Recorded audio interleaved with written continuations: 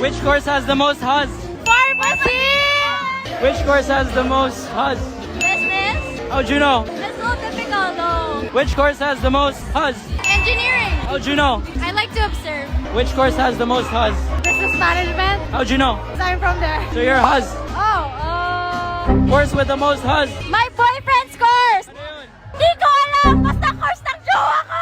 Anong course madaming Huz? Arky. Kaya mag-apply lang kayo ng Arky kasi maraming haz doon. Kaya nga nag-apply ako doon, bro. Course with the most Huz. Finance. Why? I'm part of that. So you're calling yourself Huz? Anong course ba madaming Huz, boss? Hindi ko alam, basta wala sa engineering. None in computer science. Course with the most Huz. I'm econ, so maybe econ. Anong course madaming Huz? Pol science. Bakit mo alam? Siyempre. Professional? Professional. Which course has the most Huz? Engineering. How you know? Oh, Ano yung course madaming Huz? Tourism. Paano mo alam? Paano mo naman mga flight attendant, mga magaganda doon? Kabisado mo ha? Madami na kasi siya na ano na to, receipt student eh.